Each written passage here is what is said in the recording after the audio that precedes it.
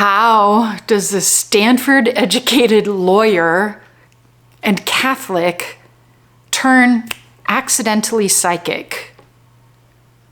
That is the question I get asked more than any other question. When they hear that I had a big intuitive awakening and became aware of energies and spirits and able to move energy and stuff all at once from such an analytical background, from such a traditional and academic background, everybody wants to know what the heck, how did that happen?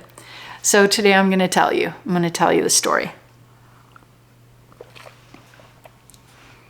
So in the past episodes, I've shared some things about my early life, how being a Catholic prepared me, how being over imaginative as a kid prepared me, how I had some spiritual experiences and intuitive experiences even when I was young.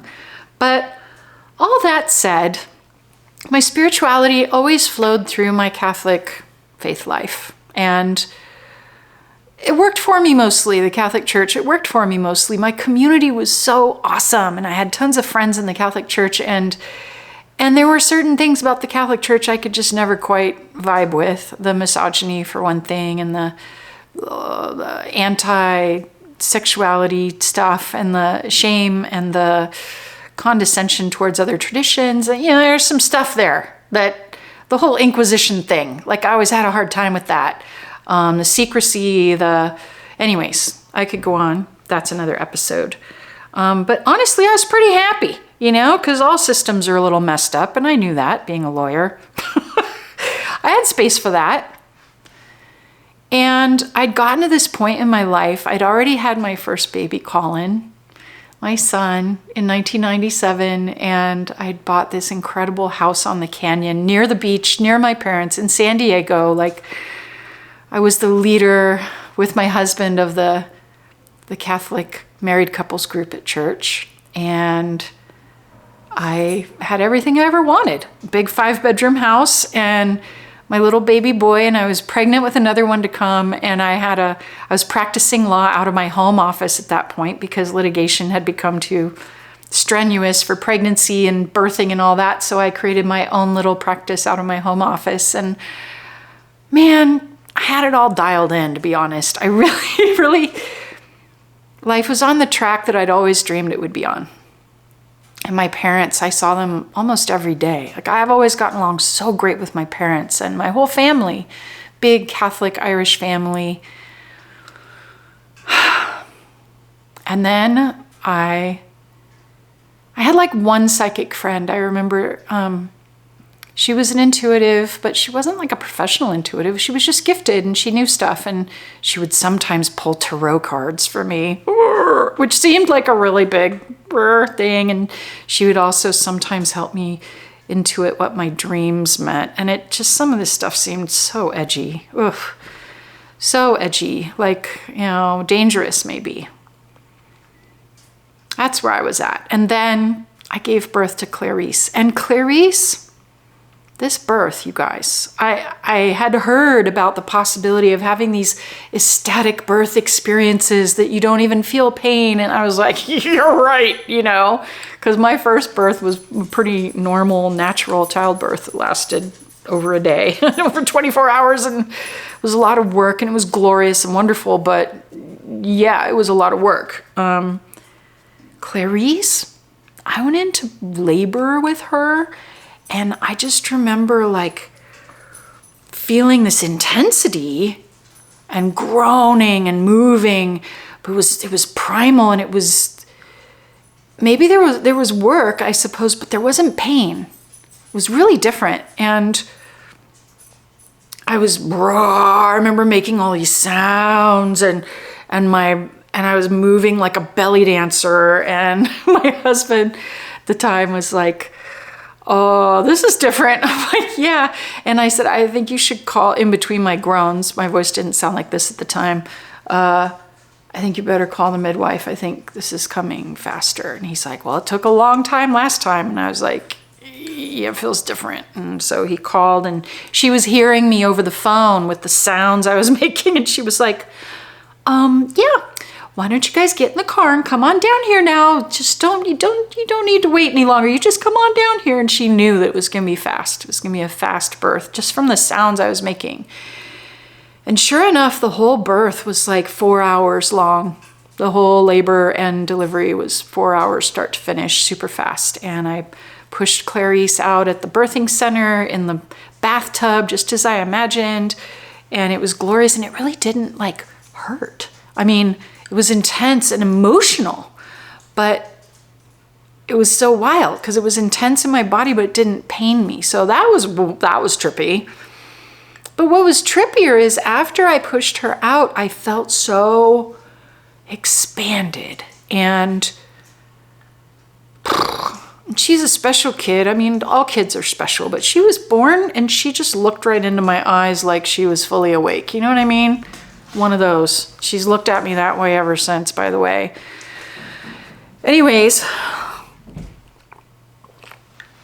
right away I felt expanded. I felt different. And, birth is an ecstatic experience no matter what. So that didn't surprise me too much, but the weeks after the birth, I felt so open intuitively, and I began to see in my imaginary eye, not like I thought they were in the room, but like they were very present spirit guides, helpful angels, guardians, guides, and I could feel that they were telling me real information. And seriously, my first response to this was like, oh crap, this stuff is real? Like, I'm gonna be one of those people now? Am I one of those people? Do I need to change my name to Moon Puppy and like wear fringe every day? Like, am I seriously gonna be one of these people? Because this is not my life. And yet, these energies were showing up with such helpful information and energy. And at first it was overwhelming, because that's a lot to see. But I had the brain of a lawyer, right? I was a trained lawyer. So right away, I started just kind of organizing them. And it's a funny time. People ask me all the time, what was that like? What was that like? And I can tell you that while it was a little overwhelming, it made some kind of intrinsic sense internally. Like if it was just my imaginary world, which is how I started thinking of it. I'm like, well, maybe this imaginary world could be helpful though. And I started utilizing it. And I did have the experience of putting my hands on people and them feeling tingly and then them feeling healed. And the proof just started stacking up, and I would speak messages to people and they would go, oh, how did you know? And the proof just kept stacking up. I loved how it felt inside myself, and I loved how I could help people, but I definitely felt like a sort of a stranger in my own life. And what was really hard about that time was the effect it had on my relationships, because my husband, my parents, my friends at church, nobody had any framework for this other than you're hearing voices, that's scary. You think they're real at some level, that might be crazy. You're speaking to spirits that aren't just the recommended three, Father, Son, Holy Ghost, whatever. That means you need an exorcism. And so it was understandably terrifying and disturbing for many of the people in my life. And for me at the time, I felt they were rejecting me at my core. And I got defensive, I got snitty. It probably was a little impossible, I'm guessing, to be around. I don't know. It was a long time ago. It was 25 years ago now. But from my standpoint, I lost all my support. I lost the support of my parents, and I lost not all the support of my husband. He could feel me, and he's a very loving man, and he tried to understand, but it was off and on. It was confusing and it was disturbing. And as he would later say, he didn't, the girl he married was a Catholic lawyer. And who the hell is this? So it was painful and difficult. People sometimes say to me, wow, Mellissa, you were so brave to say yes to this intuitive awakening. And I got to be honest with you, I wasn't brave. I mean, I don't see it that way because it wasn't a choice. It was a reality, a suddenly arrived reality. It wasn't like, shall I see dead people now? Oh, it was like, hello, dead people. I don't know what I should do with you. Let me talk to God about this. God, what do I do with the dead people? Angels show up. Here, pass them over, please. They shouldn't be hanging around the earth plane. They should really be moving on. I'm like, okay, let's create some systems to pass them on. And I created these arches and used my imagination and my devotion and my prayer to create my own systems to deal with this stuff. But it was so foreign, and it was painful. It was a painful time. It was an exciting time, and it was a painful time. Does that make sense?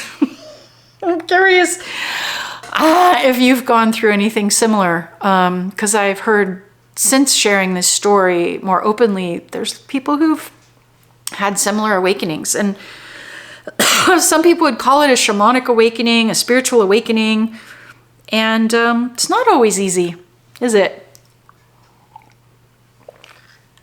For some people, it pops open after a big car accident, or they have a near-death experience or full death experience. They come back from the other side on an operating table and have to deal with this.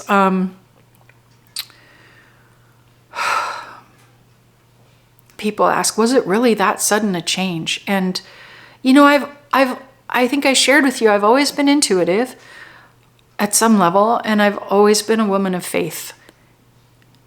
So there's some through line that wasn't a change for me. But there's also like the words, the framework, the systems, the way I related with God went from relating just through the Bible or to Jesus privately, or kind of intercession by the saints or by Mary and all those, like the intermediaries, to relating to this complex panoply of faces and facets of the great mystery that is love, and that guides us, that created us, that holds us, that, and I have to say, it's always made sense to me at some level that we can experience God, creator, source, love, through a lot of different metaphors, a lot of different prophets, a lot of different awakened ones. And we're always talking to the same God. If we're devoted to love, if we're devoted to the highest good, it's just all the same source. There's only one source. And so I was never worried about me and my relationship with my Creator, with my God. I do remember at one point during this period where, with all these spirit guides and angels and interdimensional friends and elementals and all these facets, all these personalities, all these faces, I thought, well, what about Jesus? Does this mean I lose Jesus?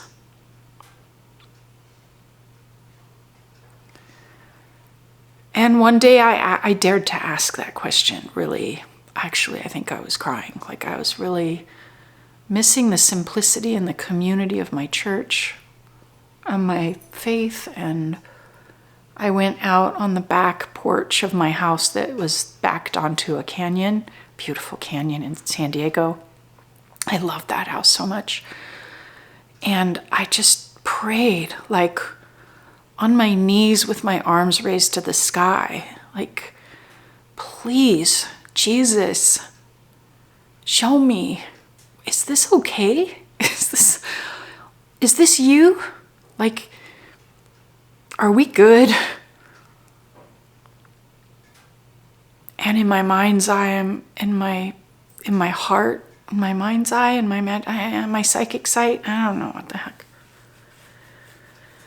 I had this vision of Jesus, like the same loving, hilarious, kind, powerful healer, Jesus, that I've always known my whole life, walking up from the canyon with all of my guides flanking him, with his arms open like this, and all of these guides and angels who'd been coming to me to advise me.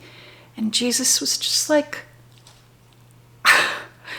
looking at me with this grin and this compassion, and extending his arms as if to say, all of these, yes, all of this, yes, we are all love. We are all of the same source. And I love you. And this, what's happening, is the next evolution of our relationship. And I said, I miss the church. You know, I miss my community. He's like, but you have community. This is community. And it's all going to work out. It's all going to work out because love is what matters. And this is all love. This is all for love. And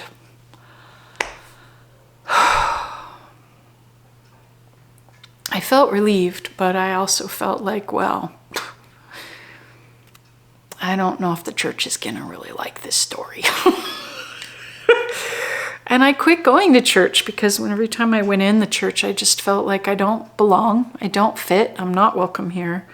What I'm doing is actually against the rules. So that doesn't work for me.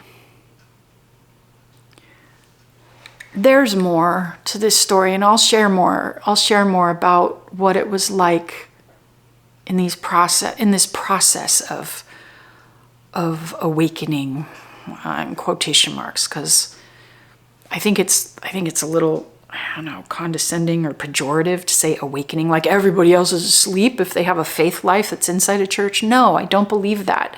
It's just that there is this radical experience of your intuitive compass blowing open and including so much more than was ever included before, without losing your integrity, your faith, your deep devotion to love and to God. And those who've had that experience get it, and those who haven't are probably scared by even the story I'm telling right now.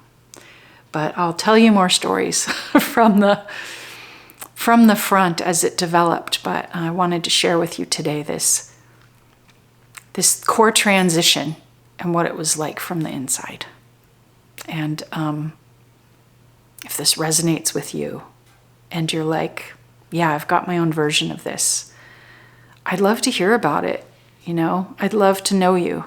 And I have a simple way to get to know each other, which is to take my soul gift quiz, soulgiftquiz.com, and you'll learn which type of soul gift you have according to this system that was downloaded to me through my guides and angels 15 years ago or something. It just opens a conversation about this stuff that's very natural and normalizing. And then from there, we can get to know each other. And I have more for you if you want it. But I'm hoping that just telling you this story maybe gives you some peace and some knowing that you're not alone. Thanks for listening.